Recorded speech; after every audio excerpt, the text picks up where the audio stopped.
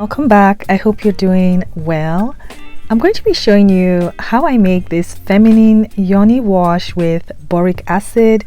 This was inspired by Monistat's feminine cleanser. I love this cleanser. I use it every day. It's very mild and gentle. So I decided to formulate my own. And this is a very gentle wash. It's very soothing. I did modify the ingredients slightly. So I'm going to show you how I make this feminine Yoni wash step by step, my entire process. Let's jump right in. If this is your first time stopping by, my name is Esther and I make DIY hair and skincare videos, and I also sell my products on my website, and I have online formulating classes as well. I'll have everything mentioned linked in the description box. So let's jump right in.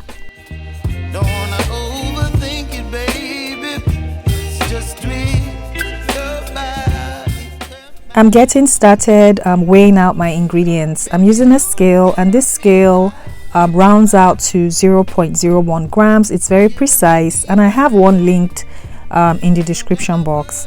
So here is the formula. I have the formula in percents for those that like percents, and I also have the formula converted to grams. For this formula, I'm making a 290 gram batch. So you can screenshot this for future reference. And also, please don't forget to hit the subscribe button if you haven't done so already, and don't forget to turn on your notifications, so that way when I upload new videos you get notified and you can see my videos to watch. I'm starting out with phase A, and for my phase A I'm going to weigh out my propendile. So propendile in this formula is going to function as a humectant. It's going to help attract moisture to your skin, and it's also going to help me mix my next ingredient, which is the boric acid. So here is my disclaimer. So boric acid, there is a bunch of information about boric acid. Some for boric acid, some people don't like boric acid. So I will link the articles that I read so you can do your own research. But boric acid is very helpful for deeply cleansing your vaginal area. It helps to promote proper pH balance in your vaginal area, and it can be used to slow down bacterial growth as well. But like I said, there is a bunch of information. Some can be confusing, so do your own research and decide for yourself. So I'm just giving it a good mix to make sure the boric acid, the powder, has dissolved into the mixture, and I'm going to add in my preservative. I'm using Euxil K903. I'm adding it at this stage because Euxil K903 is not very water soluble, so the propendile will help it mix into the formula. And yes, you need a preservative to stop the growth of bacteria, yeast and mold.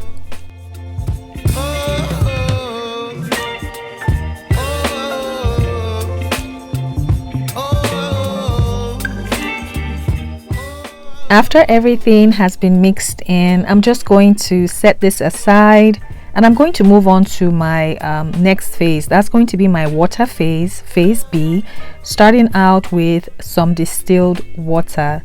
And to this I'm going to add in some lavender hydrosol. This is going to help soothe and calm your skin, inflammation. It helps improve hydration. This is an optional ingredient as well.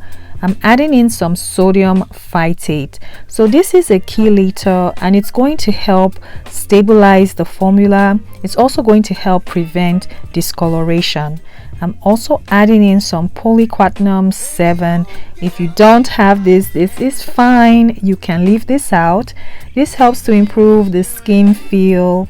It's going to help keep your hair, your skin moisturized, and it also helps to improve your surfactant, anionic surfactant in this case. But once again, if you don't have this, you can leave this out.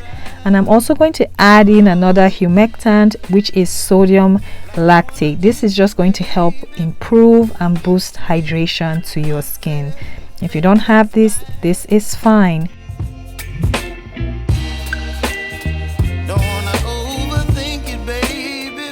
I'm just going to give everything a quick mix just to make sure everything, the sodium phytate powder, is dissolved, and I'm going to set this aside.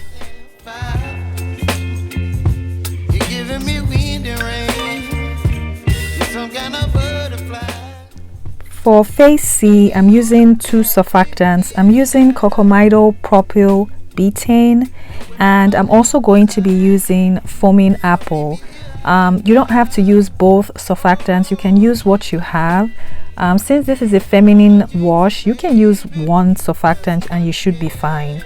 I'm just going to combine my ingredients together. So I'm going to give my face a mixture, just a quick mix, just to make sure the boric acid, the powder is dissolved. Add in my phase B, mix, and then I'm going to add in my phase C and just carefully mix, so that way I don't activate too much lather.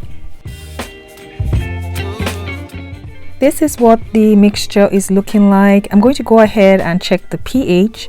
To do this, I'm going to weigh out a small amount of my mixture, add in some distilled water, give it a mix, and then I'm going to use my pH meter to take the reading. So the initial pH is at 5.43. So I'm going to adjust the pH. I want a lower pH between 3.5 to 4.7. I'm going to add in some 50% citric acid solution. I have a video showing how I make this. It's in the description box. I'm going to mix this and I'm just going to let it sit for about a minute, and then I'm going to recheck the pH a second time following the same process.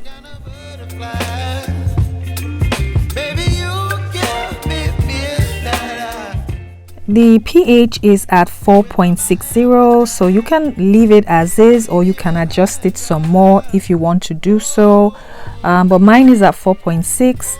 So this is what the mixture is looking like. You can do one of two things. If you want a foaming feminine wash, then you would just pour this into your foaming bottle, but I'm going to thicken mine up with some guar gum.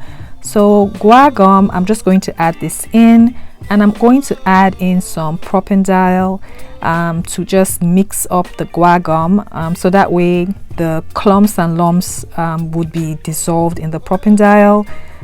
You can also use glycerin. I'm not a fan of using glycerin in feminine washes, but that's my preference.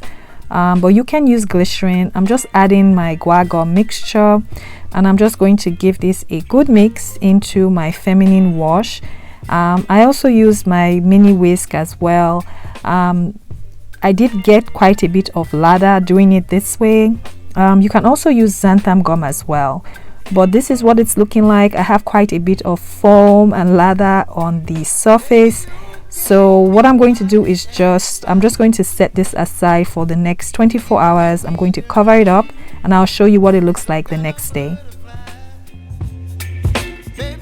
So the next day, this is what my feminine wash was looking like. So it had thickened up much more. So you can always adjust the thickness as you prefer, but this is what mine is looking like. So I'm going to go ahead and package this up. I'm going to show you what the lather looks like, but keep in mind that with feminine washes, you are using this to clean your vulva, the external area. You're not using this to clean inside your vagina, because your vagina is self-cleansing. So this feminine wash is for your external area. But this is what mine is looking like. I'm happy with how it turned out, and this was inspired once again by Monistat's feminine cleanser that I absolutely love. So I'm going to show you a side-by-side comparison. Mine was slightly thicker, but it had a nice lather. The Monistat one has an amazing lather because they used SCI surfactant, but they both cleanse really well. It is very gentle. My feminine wash is very soothing and gentle on the skin, and it has the lavender hydrosol that smells amazing. So I hope you try out this formula. Let me know what you think about this formula in the comments. Let me know if you have questions. Please don't forget to like this video and subscribe if you haven't done so already. But I'd love to know what you think about this formula, and I'll see you in the next video. Bye.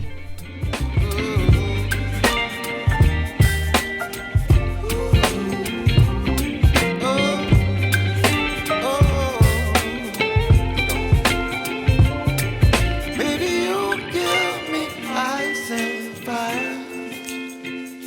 You're chilling in the rain. You're some kind of butterfly.